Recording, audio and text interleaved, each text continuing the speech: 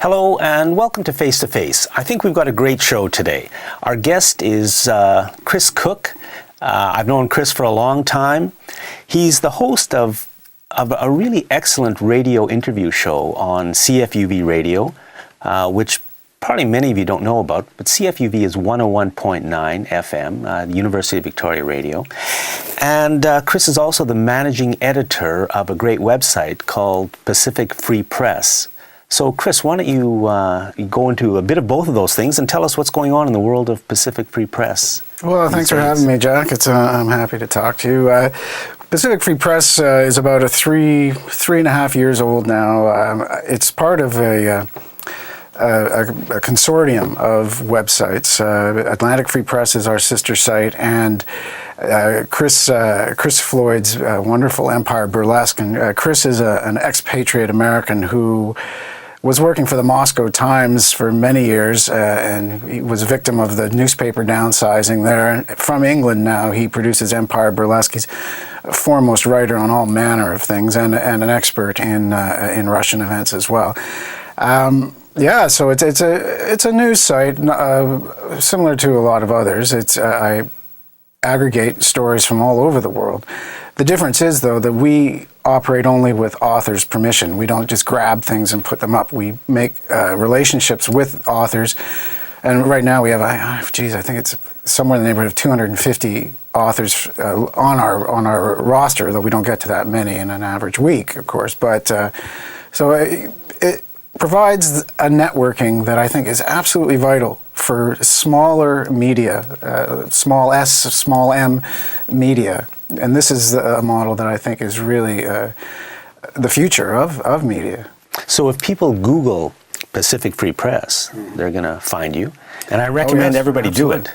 Well, through any search engine, you'll find us, but Google especially, because we are an accredited news source with Google News, which is very important. There's about 45, maybe 5,000 sites that have that Google News certification. There's millions of blogs, of course, but that puts us in a very elite group. In the top 5,000 news websites in the world.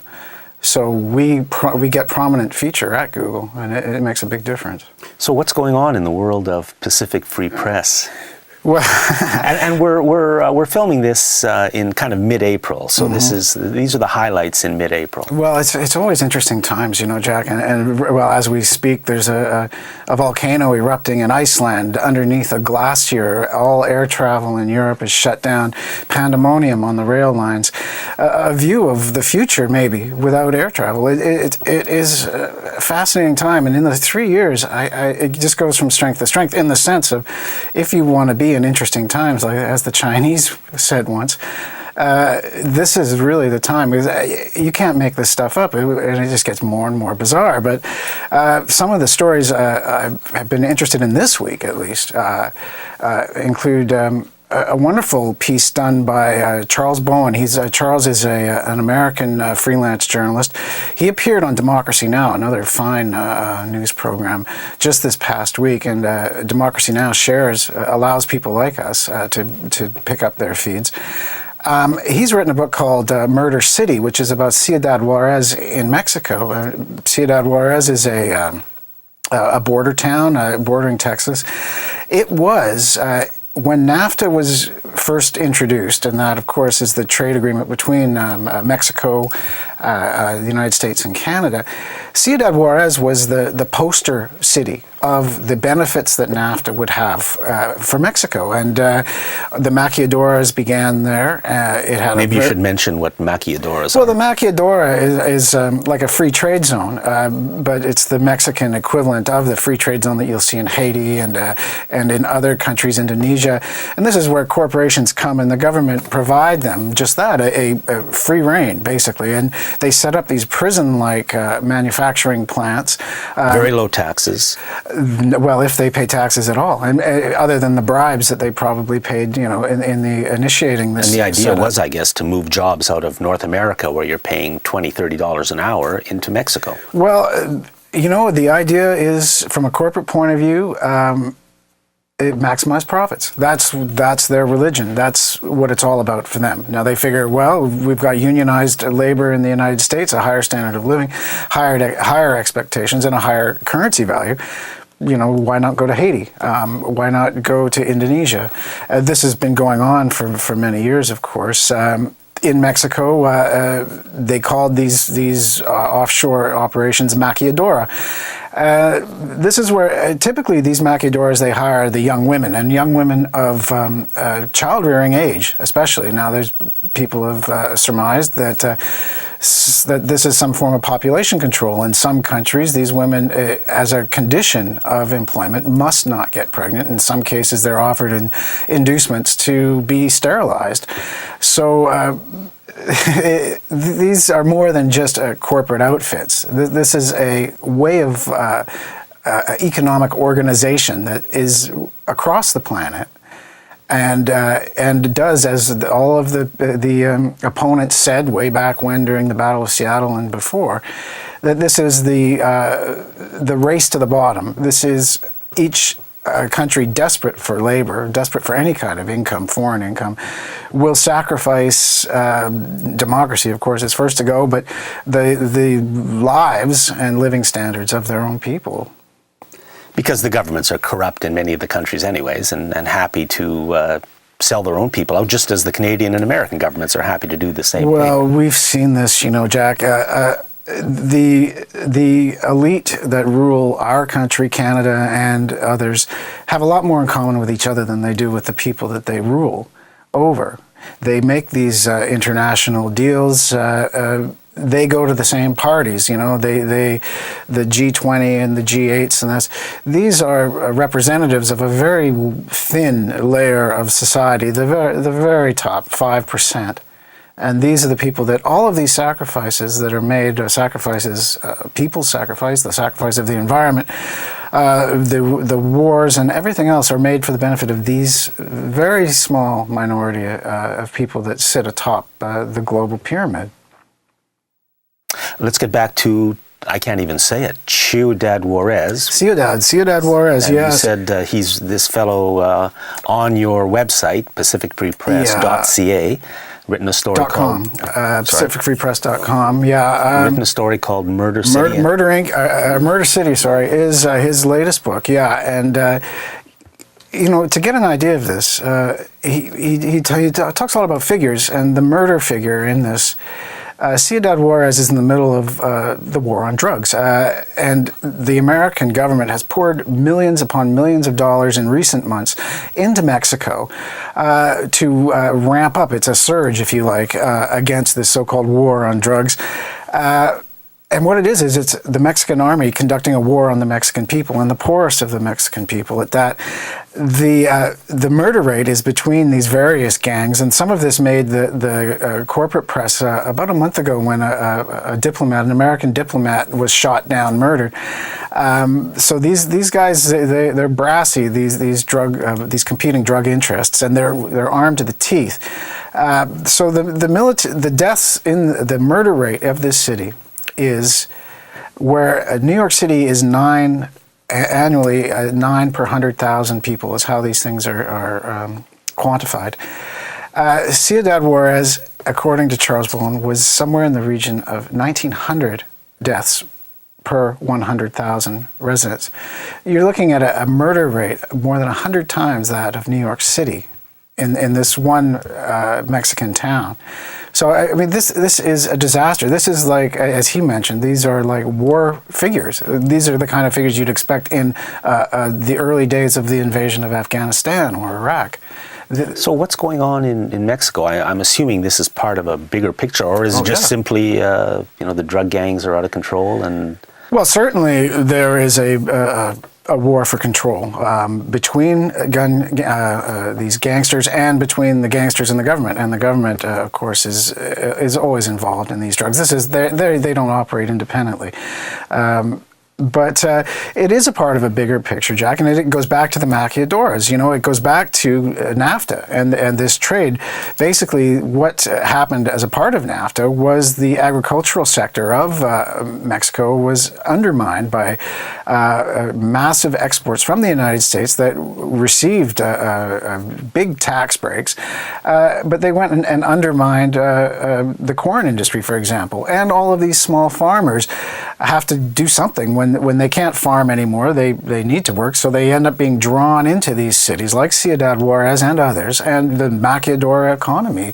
These things are absolutely interlinked. They are an obvious process. The immigration, what the American government would call an immigration disaster, with these people trying to get into America from Mexico, these people are desperate, and they're coming because there's nothing left, and there's nothing left in Mexico because it's been undermined systematically by these same forces that support NAFTA, and they want to spread this further throughout Central America and South America too. Now, really, we're never told of that kind of a link. I mean, in the corporate media, NAFTA is usually presented as a good thing because it is a corporate thing, and the same corporations that control the media are implicit in wanting NAFTA because that's how they maximize their profit, which, as you said earlier, is what it's all about. So what you're saying is there was a substantial undermining of the basic Mexican agricultural economy by NAFTA. Yep. Leading to, first of all, I guess, a lot of people trying to cross the border into the States for jobs, and there are groups in the United States who benefit from this as well. It keeps labor costs down, for starters. Well, there's always somebody who benefits. I mean, for every person that suffers, there's, well, maybe not one-to-one, but there's others that will maximize that situation. I mean, you look at probably the most emblematic book of this decade, Naomi Klein's Shock Doctrine. This becomes very clear that these things aren't unfortunate accidents. These things are engineered disasters, and they're engineered so that some will profit off the poverty and misery of many. So you look at what happens. Who profits from undermining Mexico? Well, you've got a massive pool of desperate labor. They're willing to work for almost anything on both sides of the border. You've got the pressures that influx of desperate workers has on the recently unemployed Americans whose factories were shut down so that these others could move to Mexico and Indonesia and Haiti and China and these other places.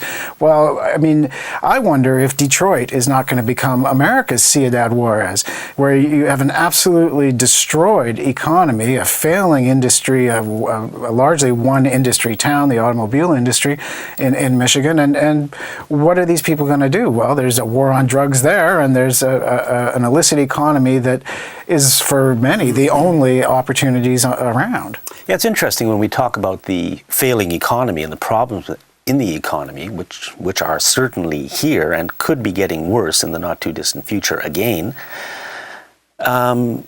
It's never really linked to the outsourcing of jobs. I mean, basically, that's what's happened. The good-paying jobs in North America have been sent elsewhere, but they're still sucking us dry in terms of charging us the same amount for everything we buy, and prices keep going up.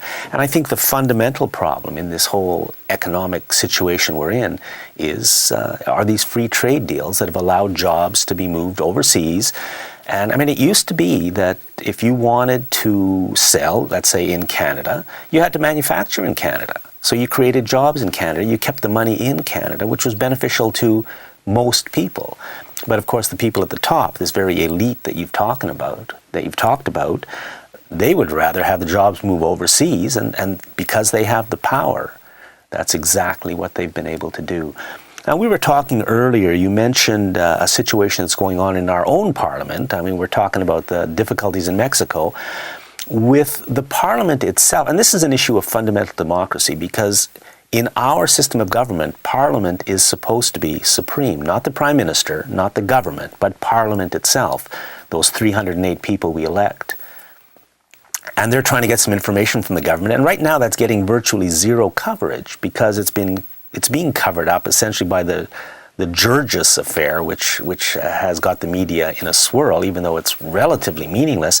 But maybe you can tell us about this more important underlying issue. Well, I read meaning into everything. I mean, first of all, it's not the Parliament, though, Jack. It's the Queen and the Queen's representatives. We in Canada are not citizens. We're subjects to the Queen of England, who owns everything. Your house, you may believe you own it, but you don't. You only own it by the good graces of the Queen, and if she wants it back, she'll take it.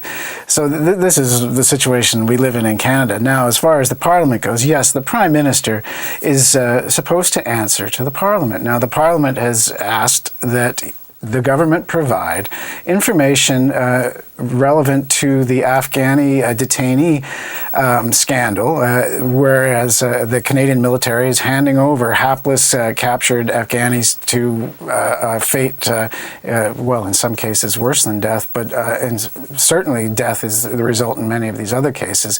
And these are war crimes we're talking about. Well, by my definition, I would say yes. The whole war in Afghanistan, despite the UN's imprimatur on it, is illegal in my view, and everything that happens afterwards is subsequently must be a war crime. This is the ultimate crime, is aggressive war. But it goes against the Constitution of Canada too. The Canadian forces stopped handing over detainees to the Americans when the Abu Ghraib scandal broke. Their detainee torture, systematic torture, by the way. But they, instead of handing them directly to the Americans, they handed them to loyal Afghani forces. And I use that loyal in scare quotes. But, it's just one step removed, but it's the same result. Now, so far, Mr. Harper and his government have refused to even acknowledge Parliament's request. They've just let it sit there like a great fart with no redress at all. So Parliament has asked to see documentation about what is going on. Absolutely. Because they've demanded they see it, and the government is ignoring them so far.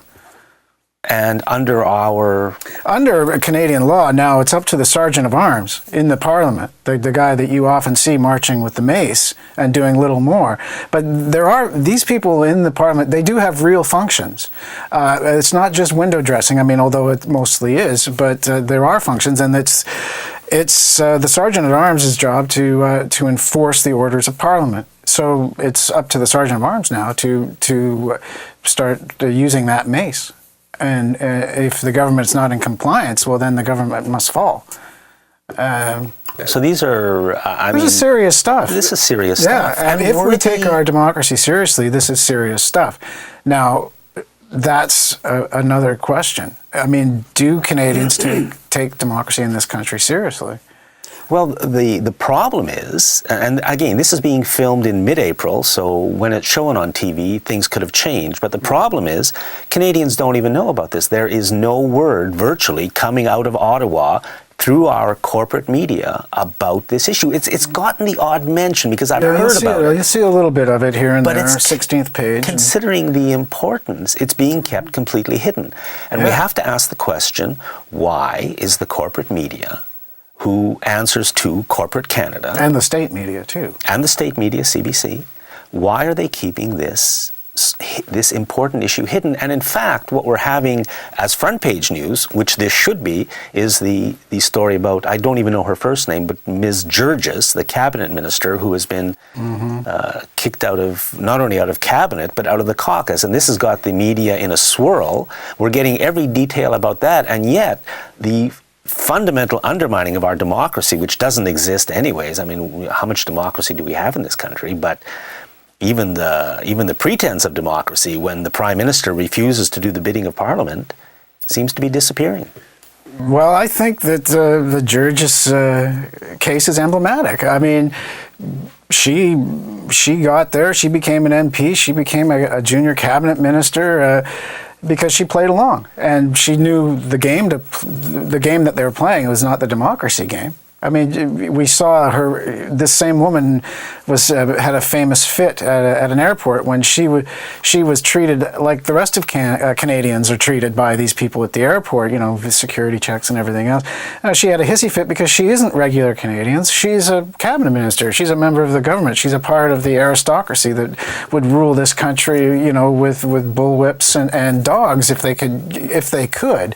So I think it's very emblematic of the way the democratic process in this country is dissed by especially this ruling government, but not only. I mean, the decline of Canadian democracy is not Mr. Harper's. I mean, this has been going on for a long time, and we've been sliding down the slope, and now I fear that we're at the bottom, and the only one that doesn't know it is us. I mean, you know, this is where we're at. I mean, before Mr. Harper's absolute ignoring of orders from Parliament in this recent case with the Afghani detainees, he closed Parliament over the same question with proroguing the Parliament for the second time in 2 years. These are unprecedented things, and whenever you hear that word unprecedented, I remember George Bush, every week there was something unprecedented that regime was doing, and we're getting that now in Canada. I mean, we're often in this country, we follow the Americans like a sound wave follows an airplane. So we are still living very much in the Bush era here in Canada. And Mr. Harper is definitely a Bushite, so is Mr. Obama for that matter, but that's another question. But basically, and what that means is that democracy is, as George Bush once famously said of the American Constitution, it's just a goddamn piece of paper. Did George Bush really say that? Yes. Oh, okay. You know, it's also worth noting that the Bush family, and you know, you'll never hear this, but it's historical fact. And if you Google Bush and Hitler and Guardian, Guardian, which is the name of the British newspaper, Google Bush, Hitler, and Guardian, you'll see that the Bush family, Bush's grandfather, who was a senator and banker in the United States in the 1920s and 30s, they were funneling money to Adolf Hitler 40s. And the Nazi Party. Right through the war, Jack. Right through into the 40s. It was in 1942, finally, FDR threatened Prescott Bush, that's grandfather Bush, with prison if he didn't stop doing what he was doing. He was a very well-connected banker.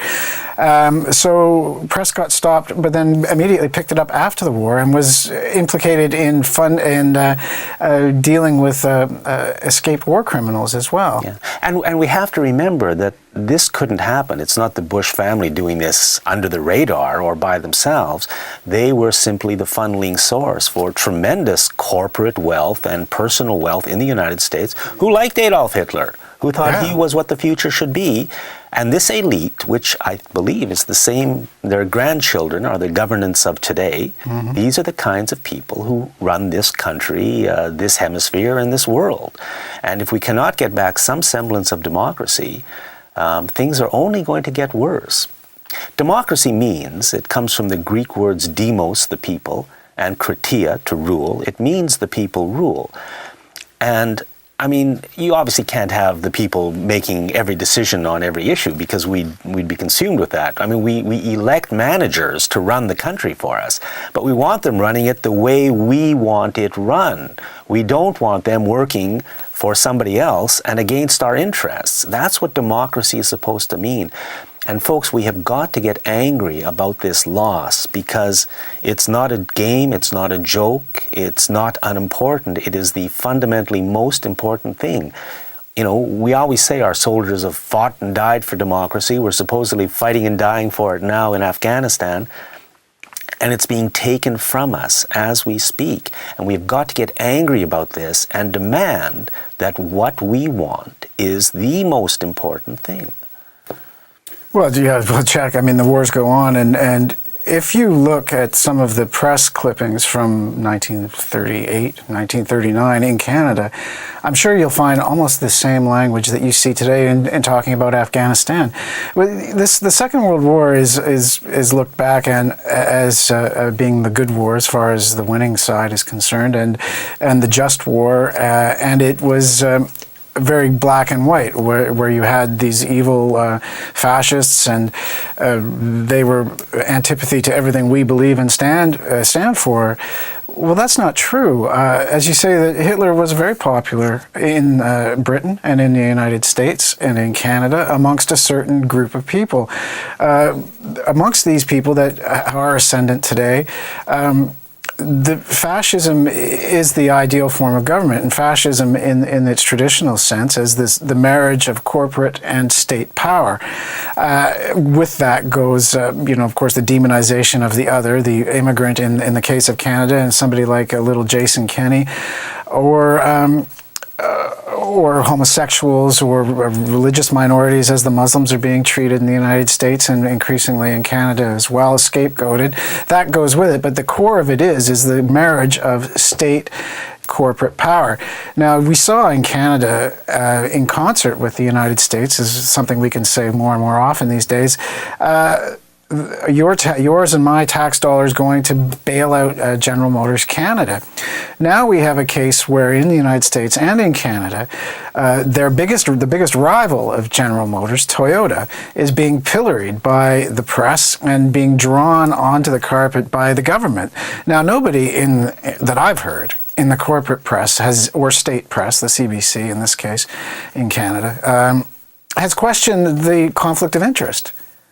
We're Canada, the government of Canada, or the new government of Canada, as Stephen Harper would have it, we're 10% stakeholders in GM Canada. So now, can we haul them on the carpet with our government legal system without having a conflict of interest? And how long is it going to take before the lawyers at Toyota question the validity of this prosecution as well? It's also worth noting that Japan, for the first time, elected a center-left government. Because ever since the war, the same party has been in power. It's been a corporate party. Mm-hmm. Now, just a year or so ago, a center-left government is elected in Japan, and they started to do things that the corporations that run the United States don't like. They're talking about getting rid of the military bases. They're talking about maybe being closer to China. And so all of a sudden we see Japan's number one company coming under attack. And, interestingly, when you hear the experts talk about this, for example, from Consumers Report, which is the one magazine that you can sort of trust on consumer issues, what they're saying about the whole Toyota thing is that they don't see them being any more problematic than any other car. They all have problems with these kinds of issues. And who knows? I mean, can things like that be totally phony? Well, you bet they can. Because, we don't have a free press. We have a corporate media, and decisions are made at very high levels about what's going to be reported and about what isn't going to be reported. Maybe we can talk a little bit about 9/11 or Israel-Palestine. Well, I mean, sure. We just have to remember that Japan was a creation of the Second World War, and it was a creation of this corporate state ethos. So it was the perfect fascist government. It didn't have a great big military. It didn't have people goose-stepping about. That's not what this means. But it was a perfect marriage of the corporate and state power, and it built Japan from the rubble of Hiroshima and Nagasaki and Tokyo. It built it up to a world power. This has to be remembered. And that was the success of the fascist model. At least the success for that certain class. I mean, there's millions of Japanese that aren't rich and that are little better than the wage slaves that we see here. So I mean, these things are connected. And the 9/11, well, on the website we often get people writing comments, and you can always tell, there is a program going on right now, both within the Pentagon and it's called the Hasbara, as far as Israel and the Mossad is concerned. And it's basically a propaganda campaign. Now, they have people, untold legions of people writing comments on websites and pretending to be Joe Blow, Joe every day. Oh, okay. So what you're saying is that there is an ongoing process of big business and the military accessing all these chat lines and websites and putting in comments from as if they are just your neighbor down the street. Yeah, they're not disclosing who they are, but they're trumpeting a line that's been written for them. I mean, maybe they believe it in some cases, maybe they don't. But what this is it's a directed program disguised as participatory comment on news and events, and much as like the website. These forces have had it easy for a long time, having a very, especially in Canada, with a very centralized media. Well, now in this new world, with diverse opinions leaking through, they're scrambling desperately to find a way. Now, I mention this because we get some of these comments at Pacific Free Press from time to time, and I haven't had one, or these haven't been recently. I haven't had a lot of these, but just a little while ago, I got one where talking about Afghanistan and the torture and the destruction. Oh no, it was the WikiLeaks piece about the video. You may have seen it, of these a dozen unfortunate Iraqis being machine gunned from a distant helicopter. And this commenter said, "Well, why are you always down on just a one-off event like this? You know, what about 9/11? Don't you remember 9/11? And geez, you know, 9/11, of course, was supposed to justify whatever came next. Any kind of response is justifiable because it was such a terrible event, and it was a terrible event. But we don't know really who was behind it. Well, That's who investigated the most important thing about you know, 9/11. the investigation was proven to be a whitewash after George Bush, and I say this, and I'm sure a lot of people out there remember, but a lot of people don't. You know, this is a real battle for memory, a memory war. You know, the investigation, Bush dragged his feet on that for a year before even starting an investigation. And the only reason the investigation really even began to take place in the end was that the families, who still had some media kitsch, you know, were demanding it. The families of all the thousands of people who had died wanted an investigation. Bush tried to put Henry Kissinger in charge of the investigation. I mean, one of the most, corporate, not a person that can be trusted with a democratic, important investigation. I mean, he's a guy who does what he wants to do. Well, he's a pair of safe hands when it comes to protecting the interests. Hands, yes. You know, if it comes to protecting elite interests, I mean, Henry Kissinger is very close to the top of the pyramid. Interestingly, WikiLeaks, as I mentioned earlier, just released documentation that connects Kissinger to the coup in Chile on 9/11 in 1971 that ultimately led to the murder of the president, or suicide, depending on whose version of history you listen to. But the reference of that piece was, who cares? Yeah, that was in 1973. 1973. The overthrow of the Chilean government. And on 9/11. The 11th day of September, coincidentally enough, or I don't want to go too far into the mysticism of numbers, but maybe somebody was making a point. Well, we did it once on that day, we'll do it again. But if you look at 9/11, there are so many questions about what happened on that day and how it possibly could have happened as the official story goes. And I mean, a significant number of Canadians, in the many millions, do not believe the official story. They're with what I think we believe, that at least another investigation is warranted and necessary, so we find out the truth of what happened, because that was an important day, because it has led to so much else that has happened since then, including Canada being in a war in Afghanistan right now, which Mr. Harper says is because of the attack of 9/11. Quite recently, there was a press conference held on behalf of 1,000 engineers and architects. Do you know anything about that?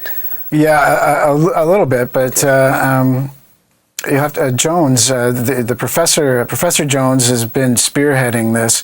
These are architects and engineers. These are people that they're using their position in society. We respect the opinion of professionals, and especially professionals in what is a science almost, to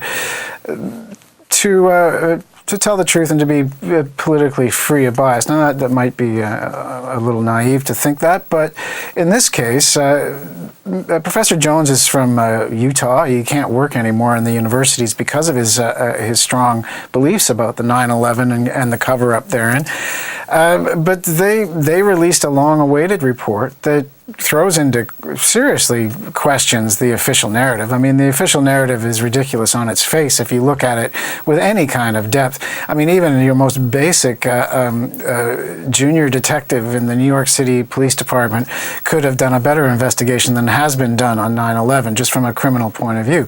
You're right, it's a very important point, because Stephen Harper, the Prime Minister, did, in a moment of pique, I believe, he blurted out after being pestered about Canada's role in Afghanistan, continued role, this is going into its 9th year now, and he snapped out, well, you want to know why Canada is in Afghanistan? It's because 9/11. Well, Canada has never launched an investigation into I believe it was 30 Canadians were killed in the World Trade attacks, and there's never been an investigation, a wrongful death investigation by Canadian authorities. Now, this is something that you would expect. If a Canadian tourist in Mexico is murdered, you'd expect that there would be the Canadian Embassy and Foreign Services would look into this.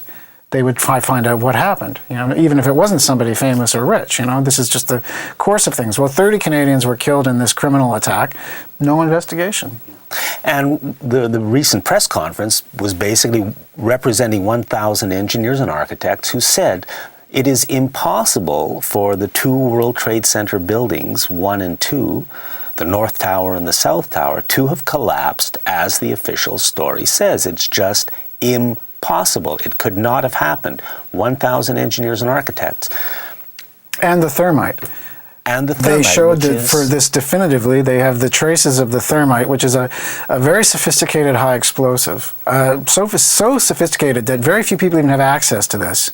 This is a military thing. So you have the explosives right there. The remnant traces of thermite. There's no showing explanation. that the buildings very probably were brought down by a controlled demolition. Nothing in the media, who are rampant on Tiger Woods at the time. Every detail of his life being covered. The Vancouver Canucks, we know everything. But 1,000 engineers and architects, including right across Canada, because there were press conferences held right across Canada as well, virtual zero coverage in the media on this so vitally important issue. Many people don't even know that a third building collapsed in New York City that same day, World Trade Center number 7, a couple of hundred meters away, not hit by an airplane, a few small fires in it, and they have the owner of the building on tape saying we pulled the building, which is the technical term for a controlled demolition. Well, to be fair to Mr. Silverstein, I mean, he said that had nothing to do with it, and he was misquoted. It certainly sounds, when you look at the tape, it sounds like that's what he says. But, to me, the whole 9/11 thing, first of all, for people in the press, it's like, saying that there's UFOs or something, to say that it's anything but the official story, so nobody's going to touch it. But really, the whole thing, in my mind, turns on the Pentagon. The Pentagon was, the attack against the Pentagon was a part of this event, and yet there was no airplane. There's no airplane to be seen. Now, where can people go on Google to catch some of the pictures? Because if you see the pictures, you will see the Pentagon on fire, the firemen on the front lawn fighting a fire, a very small hole in the building, because the initial hole was very small. A part of the building collapsed, a very small part collapsed, but at least it made a bigger hole later. Mm-hmm. But no evidence whatsoever of an airplane. The front lawn of the Pentagon looks like a golf course. It's completely well, there's clean. a famous scene from the video, and I've forgotten it. But if you if you search Pentagon strike, you'll find this 10-minute video by some English guys. It's just set to really rockin' music, and it shows a lot of the pictures.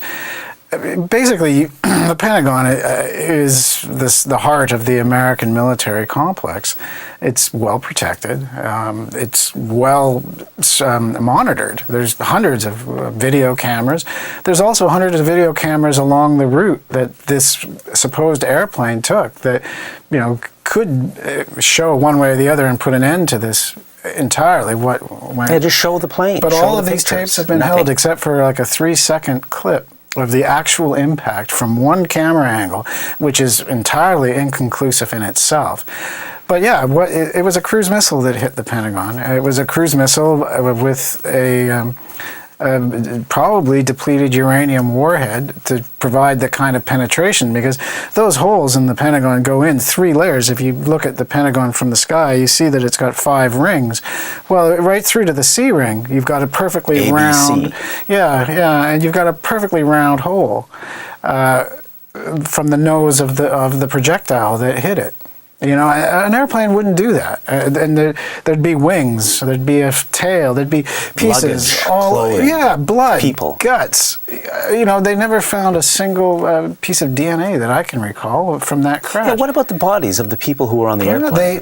The official story is that they were everything was atomized because the explosion was so intense.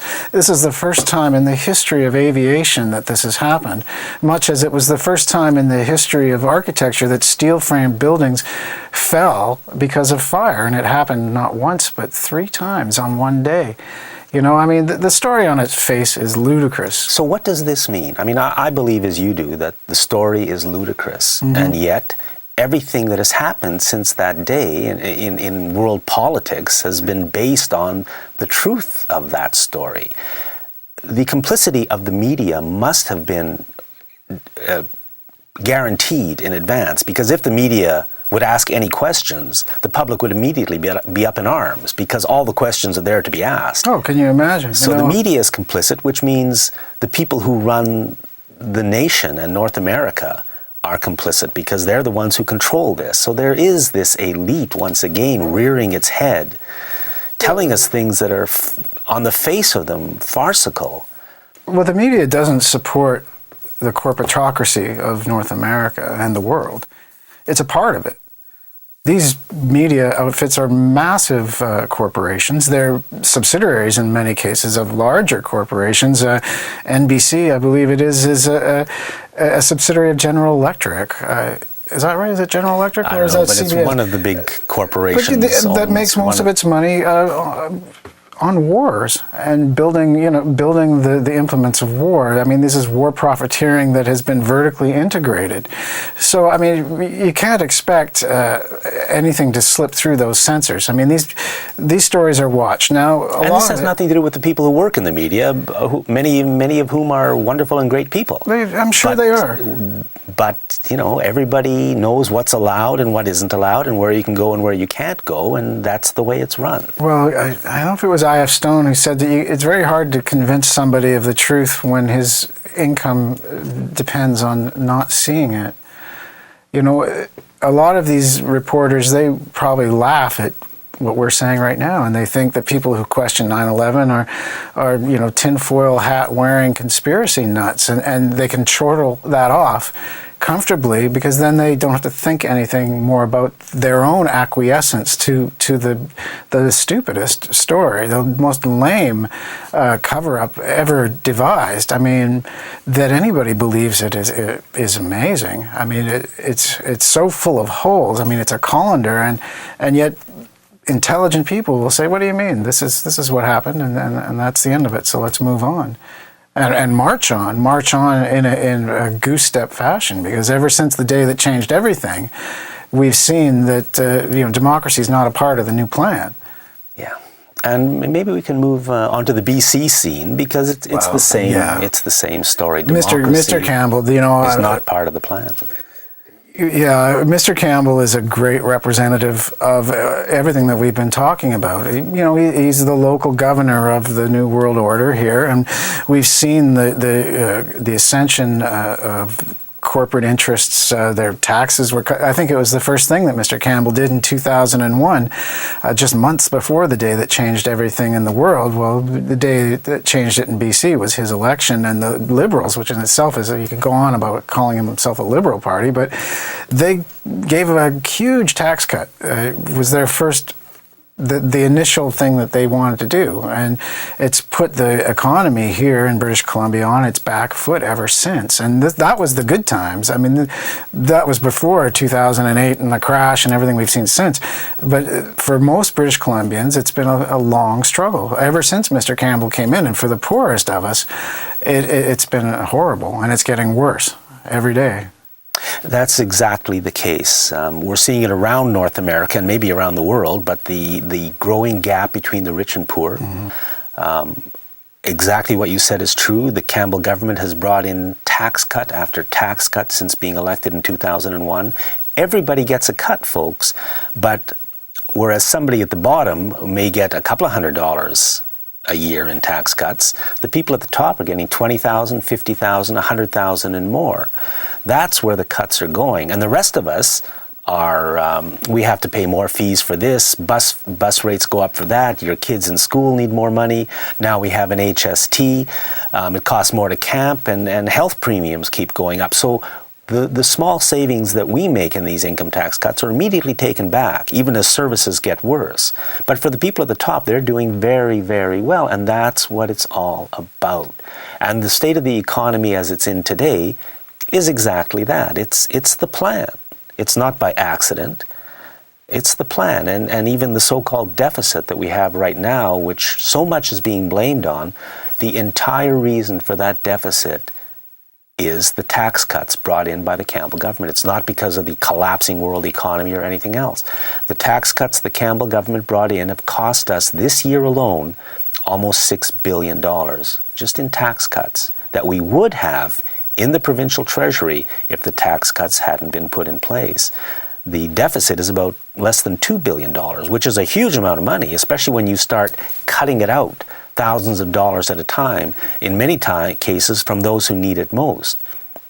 So the deficit is $2 billion, but the tax cuts aimed at the top, especially for big business and the richest 1% or fraction of 1% of the population, have cost us $6 billion. It's HST, right? This is the idea that government will be financed by lottery tickets and consumer taxes. Now, there's a big fight in this province right now about introducing the harmonized sales tax between the provincial and federal sales taxes. But Canadians should remember that these sales taxes in themselves are quite new. This is something that more than a decade ago we didn't see, and at least not in the federal level. And they're an irresponsible tax. It's a tax without representation. It's a tax that they don't need to represent the good, the people, and they don't need to remit money worrying about the economy. I mean, if they're collecting income tax, that means people have to have jobs. If it's a sales or consumer tax, well, whether they have jobs or not is irrelevant. They still have to spend their money. And those dollars get taxed every time they're exchanged between every Canadian. So it's a massive money grab that the government provides no services to compensate for, or they don't have to. This is the form they want taxation to take in the rest of this century. Corporations won't pay taxes. The richest of the rich won't pay taxes, and the poorest of the poor don't pay taxes. A few in the middle will, but mostly you'll be paying sales tax on everything and service charges. And that's the way they want to run our economy. And it's worth noting with the HST that there really is no additional... there was a letter to the editor in the Times Colonist recently, and I'm surprised they even printed it because it's false. And I wonder why. And they do it all the time. They print false they allow people to put false information into the letters to the editor page as if it's true. I mean, there must be some responsibility on the part of the newspaper not to print false information. But this letter to the editor said, well, stop complaining about the HST because it provides revenue for all the things that we need. Well, that's not true. Because what they've done is they've cut business taxes and corporate taxes by almost $2 billion. And the HST is going to replace that almost $2 billion. It's simply a tax shift from business onto people. There is no more money going to the government. Well, the government will collect them. They collect the money between the Fed and the province. They'll collect the HST. And yes, they collect the massive money, but the amount of taxes they're losing from business will equal the amount of taxes that are coming through the HST. There is no additional revenue to government, not to the provincial government. Well, what they want, the mathematics are always open for question on this. These sales taxes are huge. I mean, imagine it. If you tax income tax, you tax $1. Okay, what is it? 30% maybe, something like that. If you're just a Joe Blow regular working folk. But if you tax every time a dollar changes hands, that's 7%. And how many times does a dollar change hands? It's a huge amount. It's an embarrassment of riches. The government doesn't even want you to know about how much money they actually do collect in these kinds of taxes. It's the same with the lotteries and these other regressive taxation. You know, they don't want the truth to get out on these things because people would be outraged, and they should be, when they see services disappearing. Services, especially to the most vulnerable in our societies, like healthcare and services to the homeless. That this country has more than 250,000 of its citizens at last count, and I'm sure it's higher, that don't have a fixed address, that are living either on sofas in the streets or in these horrible overcrowded shelters in a northern climate, and nothing's being done about that. You know, the monies that could go to help that are being withheld. You know, they're being spent on foreign adventures. And $500 million for a new roof on BC Place. I mean, absolutely outrageous. Yeah, outrageous. $500 million for a new roof on the big football stadium in Vancouver. Yeah. There's no criticism in the media about that. I mean, I just don't see it. And none of the people living on the streets of Vancouver could even go in there to take shelter from the storm. I mean, the Olympics, of course, is another huge issue with this, you know, and what we've seen, and you know, the Olympic bill is being used as a further reinforcement of the poverty of the province, so that this is an excuse not to dispense any much needed funds to the people who need it most. You know, the ways that they're cutting now, they're using the political, again, with Naomi Klein's shock doctrine, they're using this so-called reality to cut in areas that are politically advantageous for them. So they're cutting back on environmental stewardship, for example. You know, the Ministry of the Environment in the province has been gutted over the last 8 or 9 years. And cutting back on healthcare because they want to privatize healthcare, which is what they're doing step by step, day by day. More and more people BC Hydro are being pushed into the private system for healthcare because they don't want to wait, or who wants to wait in pain for something when, you know, if you spend a couple of $1,000, which you happen to have, you can get it. That's why our healthcare system is under attack. Now they're moving into public education. School boards across the province are deeply in deficit this year. And why? Because public education is next on the list. They've done it to healthcare, and now they're moving into public education. Well, you can see it here in Victoria. You can see the schools one by one, the elementary schools being closed. And these schools then are being bought by French immersion schools. This is the thin wedge of privatizing education, because they say, well, we're not a regular school, we're a bilingual school. So it's like in the United States, they call them charter schools. So one by one, you're seeing, if you drive around, you'll see that this chain of bilingual schools are taking all the infrastructure that we built over those years when taxation was used to provide real services. They're walking in and taking these things over, and it's money that's going into the private sector. I think the fundamental point here, and we've been talking about this, the symptoms, but the fundamental point is that we, the people, are kind of out of the loop. If we want a better society, and I think most people do, you know, we want a good place for our family, we want a good communities, the solutions are there, the money is there, the answers are there. The problem is that the people running the show have a completely different agenda. Their agenda is what you see when you look around you. Canada at war, the largest federal deficit in Canadian history happening this year, our parliament under attack, healthcare going. This is what they want. That's why it's happening. The answer is, I hope, more democracy, a free press, so that the public is better informed about the important issues. And we can solve these problems. I think we can do some great things in this country, but not if we're powerless peasants within our own nation. Well, that really is the nub of it. How a society is organized will tell you how that society will survive.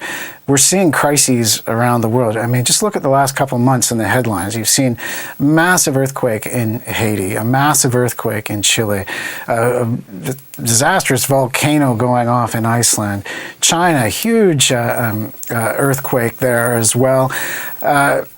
If a society is not a cooperative venture, if the people are ruled by a small elite that control all the strings and leaving the people as basically dependents rather than contributors.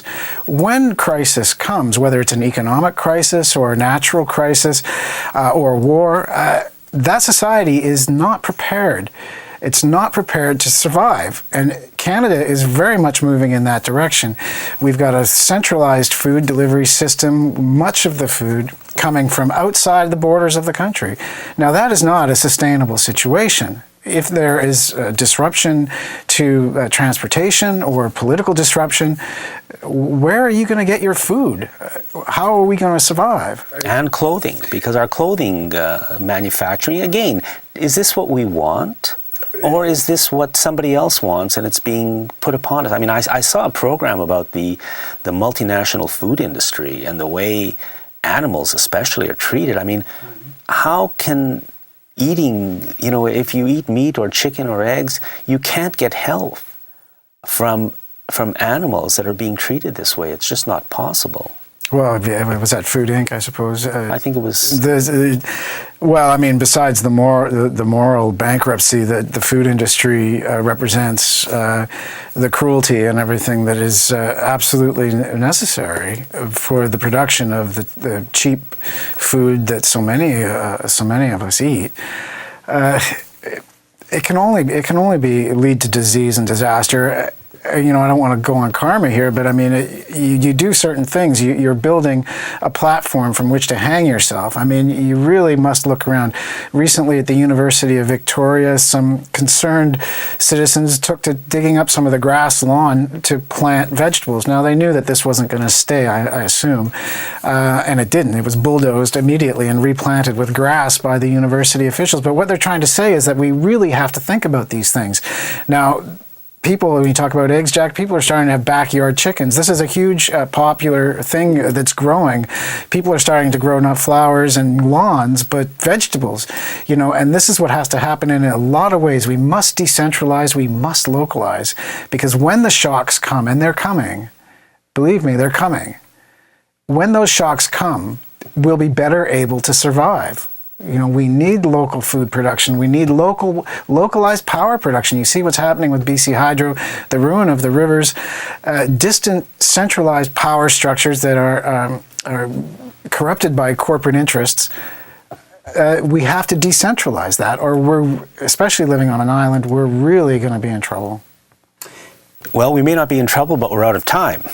So, I've been talking to Chris Cook. Chris, any last word that you'd like to throw in here just to finish this show? Well, everybody, it's up to you to stay informed and get informed. Shows like Face to Face is one way to do it. Go to my website, pacificfreepress.com. Alternative radio, the universities and colleges. You have to get around the gatekeepers. Thanks for watching, folks. This has been Face to Face.